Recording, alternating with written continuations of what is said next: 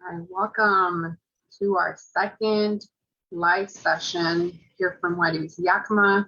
My name is Danny. I am currently waiting for our live guest to be on our video today. So we're gonna wait a couple minutes for a representative from the Lighthouse Sunnyside. So prevention education center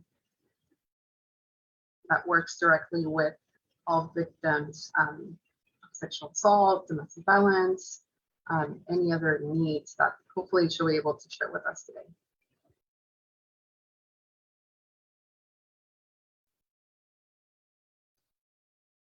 Do share the video with people that you see on there.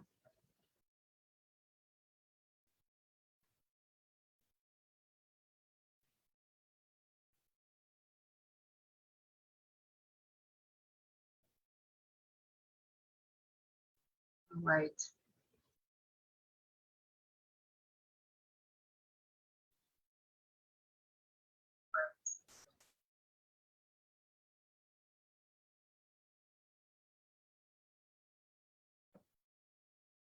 Welcome. I see we have a viewer. My name is Danny from the YWCA Yakima. Like I said earlier, I am waiting for our special guest to come in.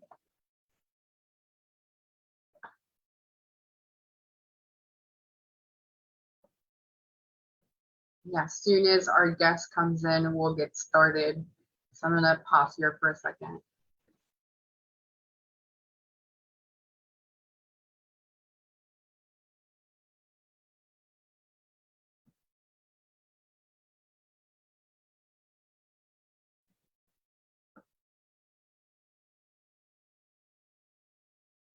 Thank you for joining the video.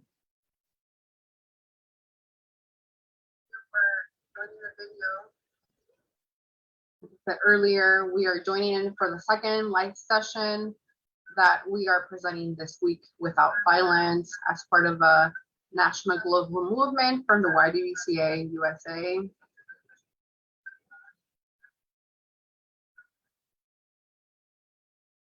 My name is Dania Aguilar from the YWCA Yakima. I am the community outreach coordinator, and I'm happy to be here today and talking to you with a representative from the Lighthouse from Sunnyside, Washington, to share some about their services and how people can reach out to them, what specific programs they have and provide for those that are seeking emergency needs or are under a crisis situation, whatever that looks like. We are hoping she can hop on today and be on our live.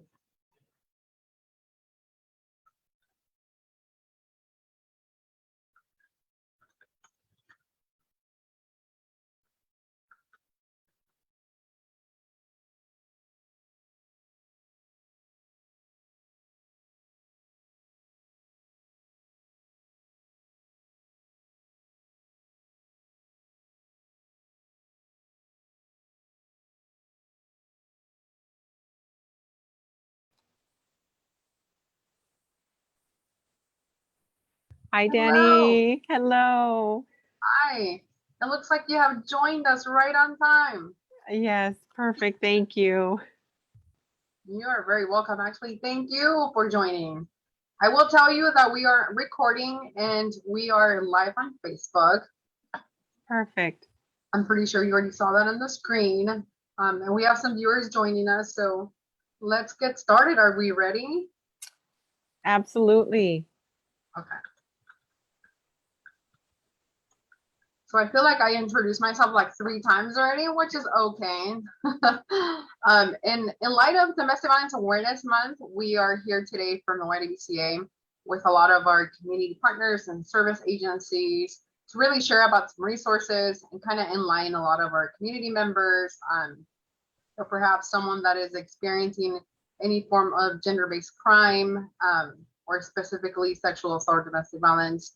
I know our representative that is here today from the Lighthouse and Sunnyside will be able to share a little more about, actually a lot more about what programs and services are open for public. How do we reach out? How do we send that referral? How do we make that contact? if there's any criteria. So basically, I'm gonna open up the floor for that. Leticia, I'll have you introduce yourself, and then we'll kind of go from there. Okay, that sounds great. Well, Danny, thank you so much for the invitation. One of the things that I really appreciate about organizations that provide direct services to survivors of domestic violence and sexual assault is the collaboration. I truly appreciate that. I say it all the time that the Lighthouse isn't able to do everything all on their own. And so we rely on our community partners to help one another out, to support, provide referrals, et cetera. So again, thank you for the invitation. I know October, it being Domestic Violence Awareness Month, I am just so grateful that we were able to partner up and do something like this. And so good afternoon, everyone. My name is Leticia Garcia, and I'm the Executive Director for the Lighthouse-Advocacy, Prevention, and Education Center. We're located down in Sunnyside. So thank you. I was just making sure that we're getting the introduction on our Facebook. I am noticing that we're having maybe network connection issues on the Facebook Live. So I'm making sure that they can see us on here. You're very much right. I appreciate you saying that, because I think connecting and making us be together, like work together, and a lot of what happens in our community, because we do end up coming across mutual families or individuals that we work with on situations that are very unfortunate and circumstances that sometimes we don't always have control of, or are able to assist as much as 100% as we can from what we have available. So Leticia, again, thank you so much for making this time. I know you mentioned you had to gather your child, and that can be a hard transition. And I was gonna text and say, don't speed, make sure you get home safe or back to the office. So thank you for being here and being able to share this. It's a video that will be recorded, and then hopefully people will come back and view that information anytime during the next couple of days or weeks, or absolutely find us on the YouTube channel for the YWCA Yakima, as well as share with any networks that maybe might have missed the session. That way they can come back and help us bridge that connection to people that absolutely need the service, or would simply just have a question. If it's a familia, if it's a neighbor, if it's a primo or a cousin, someone close by, or maybe a friend or a peer, whatever that looks like, we can definitely work together. Not exactly in silos, but work together as a community, because we are all part of the Yakima County. Absolutely. That was very beautifully said. All right, thank you. Well, Leticia, I'm going to let you take it away. So tell us what programs and services the Lighthouse provides. Yes, absolutely. So we are what is called a dual agency. So we're able to provide support services for survivors of both domestic violence and sexual assault.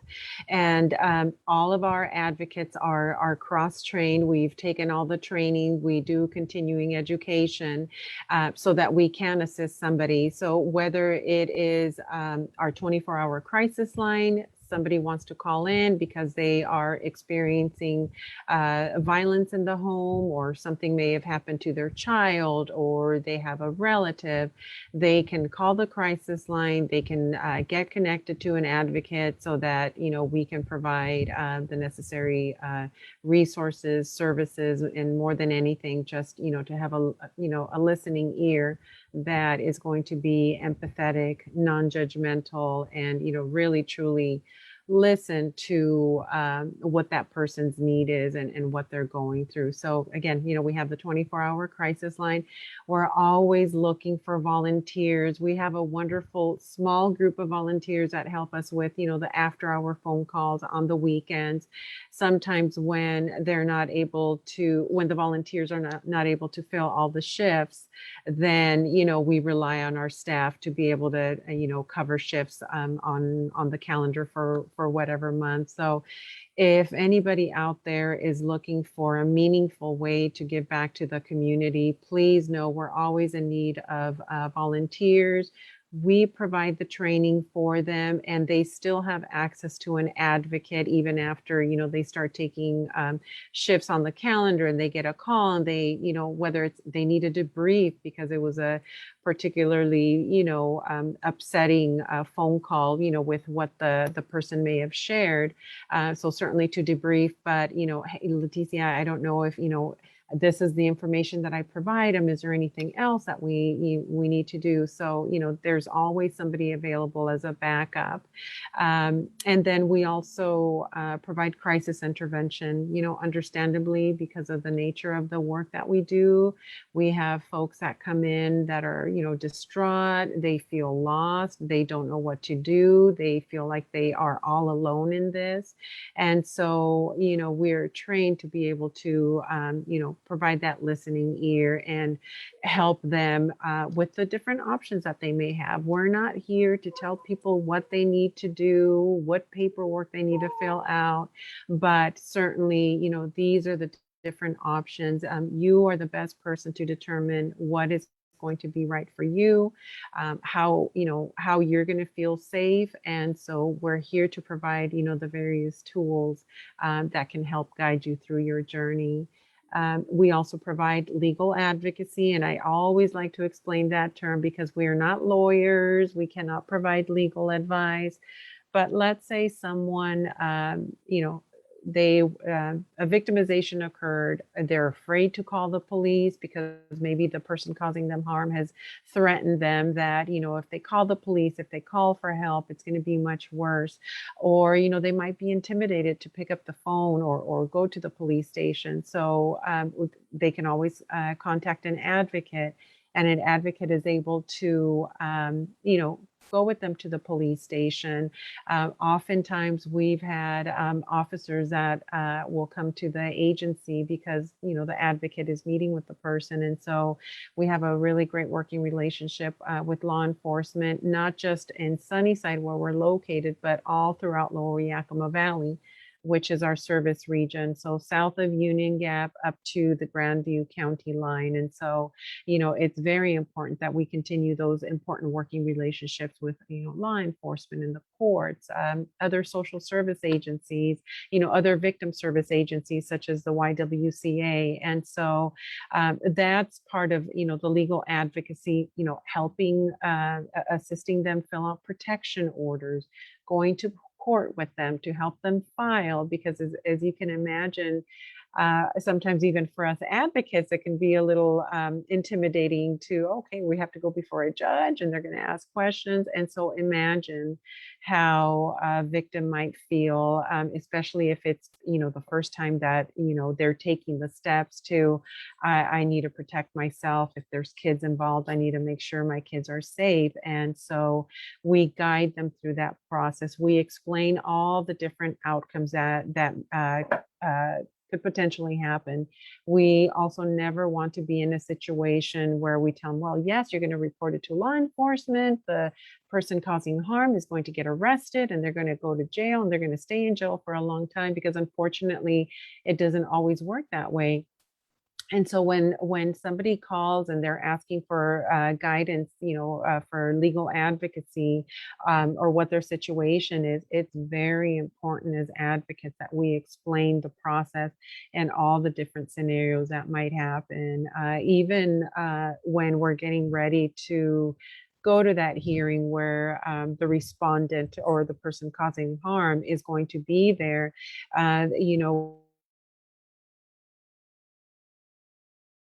we let them know you don't have to look at them. You can look at me, stare straight ahead. If you don't understand a question that is being asked of you, ask if they can explain it to you that you're not understanding. State the facts, be clear in what it is that you're needing and what has been occurring. But it is intimidating and it is unnerving for the client. And so, oftentimes we hear, thank you so much for being there. If it wouldn't have been for you, if it wouldn't have been for your agency, I don't know what that, what would have happened. And I can tell you that that is just such a rewarding feeling, because, we're here because, we have that passion to help others, especially those that have been hurt. And so, we work with folks all the time, and each of them come, with different, there might be, different barriers for some. Some might have a supportive network of family or friends, others don't have anyone. And so if we can be that, beacon of hope and that guiding light, it is just a very rewarding feeling. So that's as far as, the legal advocacy. But we also provide support groups, and the support groups can be in either English or Spanish. We do have bilingual staff that can offer services both in English and in Spanish. We do have funds for therapy, for those who have experienced intimate partner sexual violence.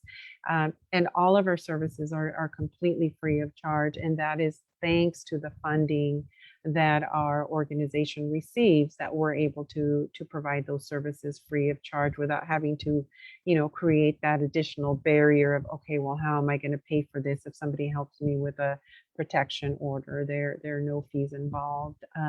We do outreach in the community, such as we're doing today. And, as COVID allows, we've been able to do a little bit more outreach. But I know these last 18 months have, certainly been difficult. We have seen an increase in the number of phone calls that we get, because now here you have the dynamic of, a couple being at the home where there's already, been tension, domestic violence, and now maybe one of them lost their job or the hours have been reduced. So it creates that additional tension in addition to, whatever domestic violence may have been occurring. So, unfortunately, the reality is that domestic violence, definitely happens in our communities. And I know Yakima County, gosh, over the last 5 years, we unfortunately have seen an increase in domestic violence cases. So whatever we can do to, do some prevention presentations out there, talk to folks, this is who we are, this is what we do. There is help available. You don't have to go through this alone. We're always very happy to get those referrals, to be able to participate in different awareness events, to spread that awareness in our communities. For our audience, I know that's a lot to take. Yes. I would, kind of add in, and you can, point me out if it's wrong that I'm saying this, but I think a lot of our services in, pointing out to your agency, very strong on survivor-driven made options, choices on their own, not feeling pressured to, jump onto a service or even come into the office, because that in itself can be intimidating and scary. Or sometimes I don't know what exactly I'm looking for or what question I'm asking. So if I was a friend of someone, how do I approach an agency? Like, how do I know that it's okay, I can speak on behalf of my friend, or if it's a family member, like what would you suggest as a first thought of how do you start that conversation, even with us as providers doing the work or helping them in that work? Absolutely. And, I'd like to just, touch a little bit more on the point that you said that, we do offer survivor-driven advocacy, because again, we never want to be in a situation where yet here the person, has come to us and yet again, there's somebody telling them, okay, this is what you need to do in order for, X, Y, Z. So it most definitely is, survivor-driven. It is what they feel is going to be best for them. And we sometimes have family members that call, they're very concerned for their family member, for the situation that they're in. And so we just encourage them, believe them, support them. You can bring them to our agency, if they feel, comfortable having that, extra support person to meet with an advocate. We're here to listen. It's a warm and welcoming environment. It's not okay that somebody is harming them, or children are being harmed. We can help guide you through that process. And so for family members, it's so important, because we sometimes hear, well, I've tried to leave before, and now, I really don't have anywhere else to turn to because I've been in the situation for so long. And, my family is like, well, we've tried to help in the past, and you're still there. It's, please continue to encourage them, let's go, I'll take you. The services are free. So just as much of that awareness that we can provide our community. This isn't, you know, we've heard before, well, this is, a family problem. You kind of keep it hush hush, just, between yourselves. But, it does affect the whole community, because then, you might have a child who is going to school and isn't able to concentrate because, they heard their parents the night before, whether it was physical, whether it was verbal or emotional, and we've served clients from all walks of life. Domestic violence, sexual violence doesn't discriminate. It really can happen to anyone. And, I would just like to say there is no shame in what, a person has experienced. That's why, advocates that take on these roles, it is because they truly want to be able to help someone. They have it in their hearts, they have that compassion, they have that empathy, and they want to create healthier communities in which we can all, live and go to school and work and be productive members of society. And so I just encourage anyone out there that, might know of someone that is in a tough situation, continue to encourage, don't tell them what they need to do. Have them go to the YWCA, the Lighthouse. I mean, there's so many different organizations, throughout the state. There's, two really great resources. So there are two coalitions within Washington State.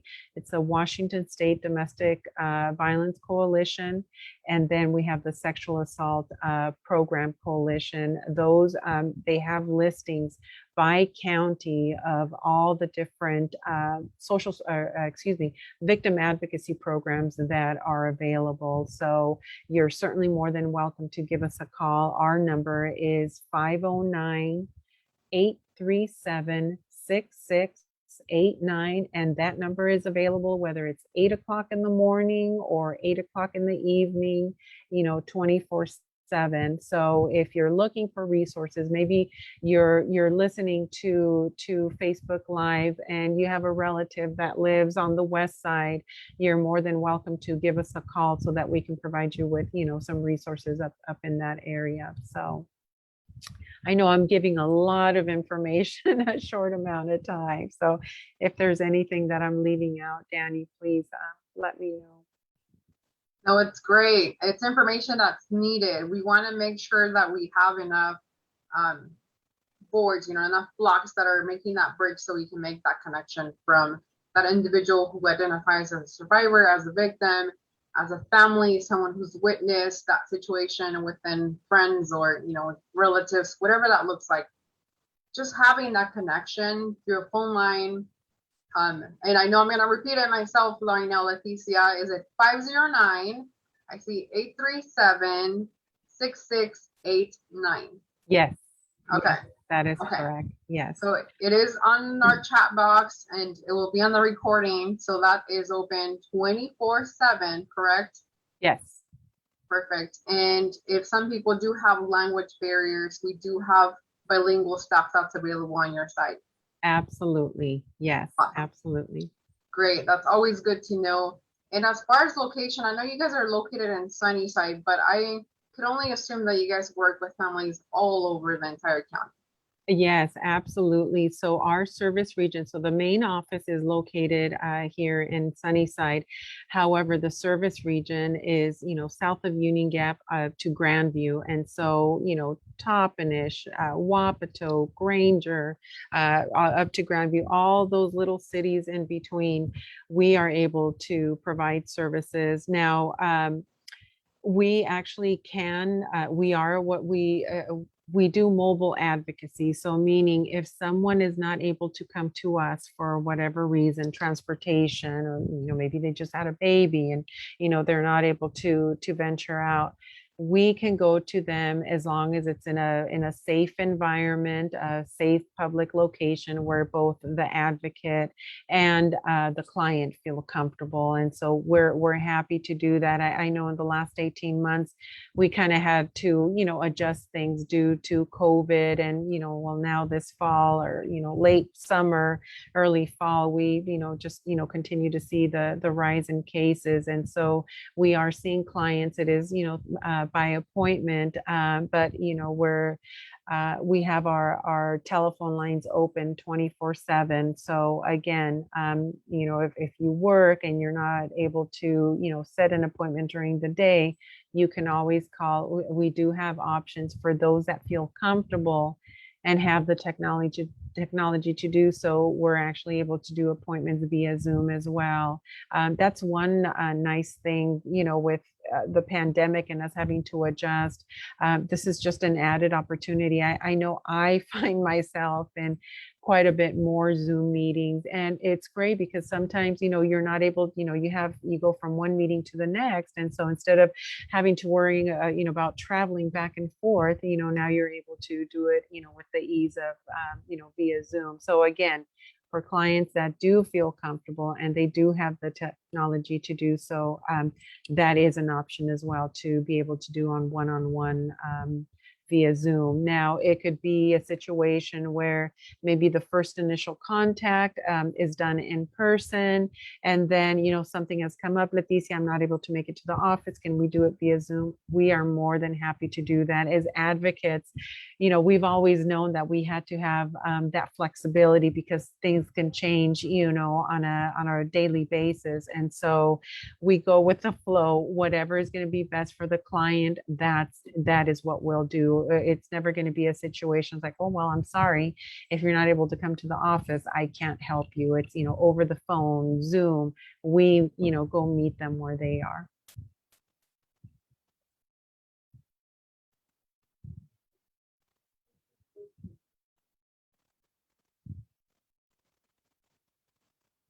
Oh, I can't hear you.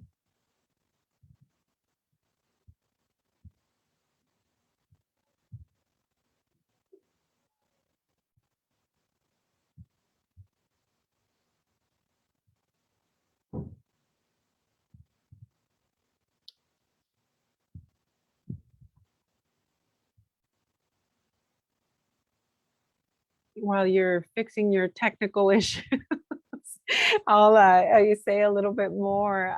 One of the other things too, I mentioned that we're always in need of volunteers, but we have been fortunate that we've received flexible financial assistance in times past where we were able to, give directly back to the client. So, anybody that's listening out there, any donors that want to be able to give back, I can tell you that when we've had this flexible financial assistance and we've been able to help somebody pay their rent so that they can have, provide, food for their children, or, we were able to help them buy, warm clothes for the winter months because, it's one income.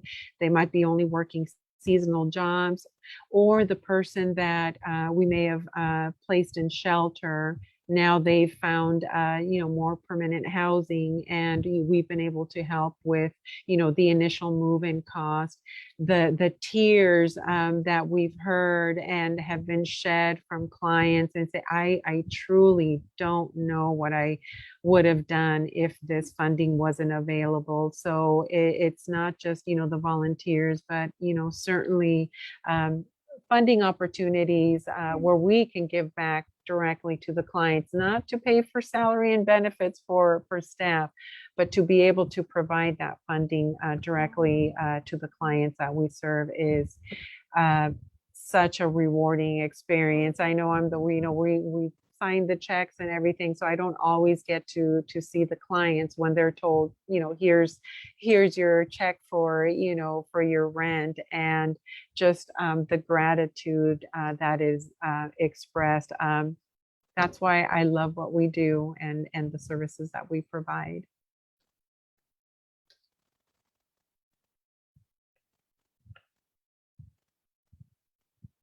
One of the other things too, Danny, I know we probably have a few more minutes here, but one of the things that we really want to be able to do more of, and unfortunately due to COVID in the last year and a half, we haven't been able to do too much, but prevention presentations that we can offer to kids in schools so that they know, about healthy relationships, what it means to, be a good person to their partner.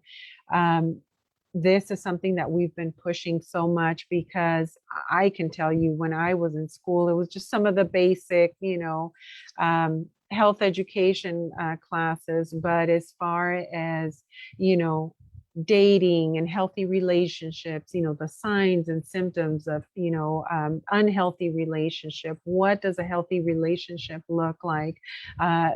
That is just absolutely important that we can get, we, do it in a obviously age appropriate manner. So the content that we, would talk to middle school and high school would look differently than elementary students. But, as much as we're able to get in there, anyone that might be listening that, has connections to the schools, whether it's a health education class or some other class, we're always happy to be able to do that. And we can come in and we can do that for free, or we can set it up via Zoom.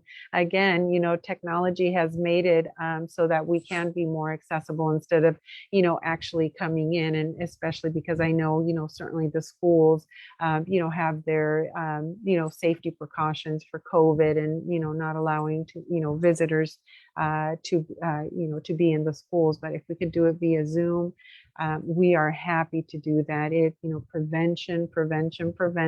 Anytime we're able to do that, get to the kids when they're younger, so that they can learn more about, what this means and what it is to be a, boyfriend or girlfriend, or be in a healthy relationship. We're happy to do that. And again, it would be through, calling us at the 509-837-6689 number. And I think we have you back, Danny. Can you hear me? I think you can hear me now, I hope. Yes, I can. Thank you. So I appreciate you bringing up the topic of prevention, because I think to spark change, even as adults, starting that conversation at an early age is absolutely valuable. So I appreciate your team for doing that and have been doing that. So if there's any young people out there watching this video, or any educator, provider, parent, grandparent, whoever is in guardianship of young people, like, reach out and get that conversation started, because it can be kind of scary, but it's definitely an essential skill that we all should have been educated early on. But I think it's a great opportunity to do it now. It's not too late to build on those skills, identify some of those unhealthy behaviors, unhealthy actions, the intentions, and those long-term effects, because we know through statistics that it definitely affects 1 in 3 teens nationally. And we're looking at ages below 17, 16 years old. Our young kids start to date at the age of 11. So oh gosh, maybe 10, who knows? But do connect with us, because I think it's part of the movement that we need to get young people involved, but it's also part of the movement of getting our parents and our adults involved in those conversations, and having them see that opportunity of them getting involved. Yes, absolutely. Yeah, great. So hopefully we will not have problems getting this video uploaded and ready for you guys to view. Tomorrow we have a representative from Aspen Victim Advocacy Services that will be joining us, Debbie Brockman, who's also an executive director for that program. So we have to learn more about that. Leticia, I'm so sorry. You guys have so much services and programs that people really need to know about, and I appreciate you being here today. I know we are speaking very fast, but just wanted to make this a brief live. So let's not be afraid to call, ask a question, reach out, and know that we are here locally. So if there's anything that just comes across that needs to be presented, let us know. We have to be able to open up these conversations because Yes. it's real, it's happening. We're actually number 2 in the state of Washington of the highest crime rates of domestic violence specifically, which is very scary as an adult myself. So yes, let's join this mission and end all forms, interrupt all forms of gender violence, specifically domestic violence and sexual assault. Absolutely. So any closing message, Leticia, before we close out the session today? Yes. Well, Danny, just again, thank you so much for this invitation. I would love for us to continue to be able to offer these type of awareness activities for the community, and just partnering up with you folks is just a really wonderful experience. And, just as Danny said, please feel free, give us a call, get information, maybe, it just takes that one phone call to take that initial step to help guide you through your journey. We're here.